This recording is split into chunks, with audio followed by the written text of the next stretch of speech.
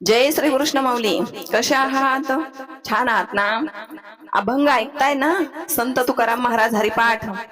कारण आपल्याकडून पंचरत्न हरिपाठ तर होत नाही, म्हणून हा एकच अभंग आपल्याला ऐकायचा आहे.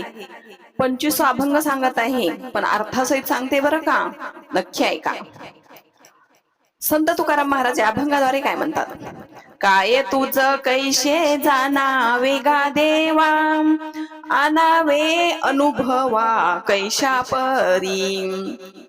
महाराज म्हणतात, ए देवा, तुला कसं जाणायचं आणि अनुभवाला कसं आणायचं हे मला सांग. आता या धावपळीच्या जीवनामध्ये आपण ह्या संसारापायी भरकटलेलो आहोत.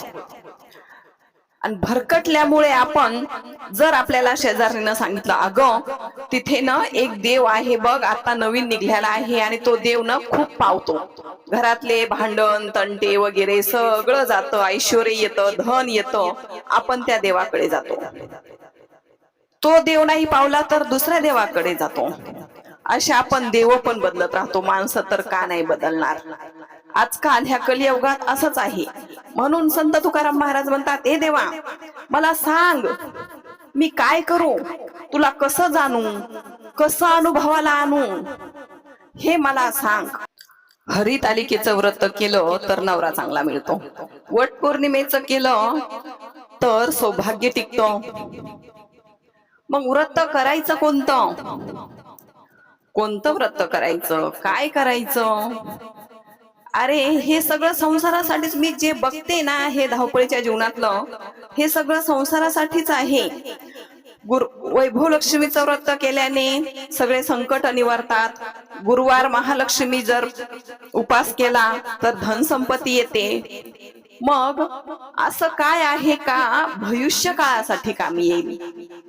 हा भूतकाळ तर जगतोच आहे, हा तर चाललाच आहे, पण भविष्याचं काय आहे? देवा, अरे पुढचं काहीतरी पुण्याईचा ठेवा माझ्या बरोबर आला पाहिजे, असं काही सांग ना.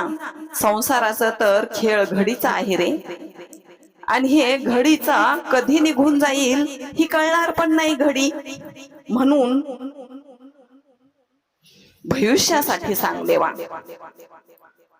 म्हणून तर संत म्हणतात, व्रत करा एकादशी, वास करा पंढरीशी, याहून नेम कोणता. पंढरीची वारी आणि व्रत एकादशी करा, याच्यापेक्षा कुठलाही नेम नाही, हा तुम्हाला तरुण देणार. दुसरं चरण बघूया. सगुण निर्गुण स्थूल की लहान, न कळे अनुमान मज तुझे. हे देवा, आता बघ, हा ते तर मला कळलं का कसं भक्ती करायची, पण आता तू सगुण आहेस की निर्गुण हे कसं समजायचं रे? भक्ताचं काम करायचं असेल तर सगुण होतोस, साकार होतोस, पण भक्ताला मात्र कळू देत नाही, दर्शन देत नाहीस, म्हणून तुला निर्गुण समजतो. आणि काम केल्यामुळं सगुणच होऊन काम करत असशील ना, मग तुला कसं मानू मी, सगुण की निर्गुण?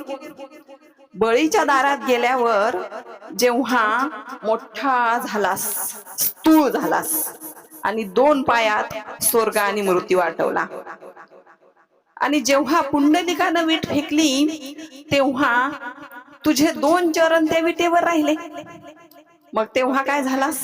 लहान झालास. पण ह्याच्यातला अनुमान कळत नाही रे. कसं काय अनुमान प्रमाण घ्यायचं याचं, आणि कोणता निर्धार करायचा?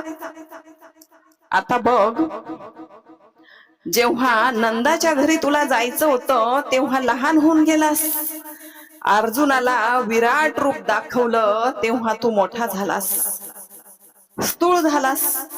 मग सांग, अरे तू कसाही होतोस ना, मग तुझी भक्ती तरी करायची कशी? देवा, तू प्रत्येक संतांचे काम करतोस, तुला रूप नाही, नाव नाही, गुण नाही, तरी पण तू धावत येतोस. भक्तांनी बोलवलं की म्हणून तर म्हणतात असा कसा देवाचा देवबाई ठाकडा आणि देव एका पायाने लंगडा. कीर्तन करायला लागले संत की धावत जातो आणि नाचत राहतो. एखाद्या भक्तानं बोलवलं तर सगळं काही सोडून जातोस. म्या लक्ष्मी डावलून केली पर्वती. भक्तावर संकट का आलं ना तर तू लक्ष्मीला पण डावलून त्या भक्ताकडे धावत जातोस देवा. असा तू भावाचा भुकेला आहेस. मग हा भाव कसा ठेवायचा, हा कोणता निर्धार करू, कोणता निर्धार करू हा विचार, भव सिंधू पार तरावया. देवा तू धावत येतोस हे बरोबर आहे, पण कोणता निर्धार करू आणि कोणता विचार करू का हे जे भवसागर आहे, हा भव संसार आहे का हा तरुण जाईल, का संसार हा वसरून जाईल. संसार वसरो आणि चित्त तुझे पायी मुरो. तुझ्या पायात चित्त जडलं पाहिजे, असं काय करू.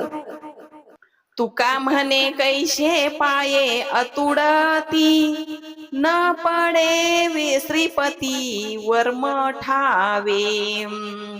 हे देवा तुझे पाय कसे आतुडतील, मी तुझे पाय कसे प्राप्त करू हे मला सांग. अरे मी कंटाळून गेलो ह्या संसारात, पण तुझे पाय माझ्या हृदयात राहिले पाहिजे, तुझे पाय मला प्राप्त झाले पाहिजे. ह्या असं जर तू काही सांगितलंस ना देवा तर मी उद्धारून जाईल रे. अहो हे सगळं आपल्यासाठी आहे. संत तुकाराम महाराज जर म्हणतात मला काहीच नको, नलगे मुक्ती धन संपदा संत संग दे सदा. ते म्हणतात मला फक्त संत संग दे, संताची संगत दे. पण आता या कलियुगात संत ओळखल्याच जात नाहीत माऊली. कसे संत ओळखावेत हे कळतच नाही. म्हणून हा अभंग आपल्यासाठी माऊली थोडा विचार करा का आपण कोणत्या देवाची भक्ती करावी, काय करावं. ह्या तुकाराम महाराजासारखं आपल्याला पण सदेह वैकुंठ गमन भेटल का, पण ते शक्य नाही. पण काहीतरी पुण्याईचा ठेवा बरोबर आपल्या यावा म्हणून हे तुकाराम महाराज आपल्यासाठी हे हरिपाठ लिहून ठेवलेला आहे. जय श्री कृष्ण. आवडला तर संतांचे बोल YouTube चॅनलला सबस्क्राईब करा, म्हणजे आपल्याला पुढचा पण अभंग बघता येईल.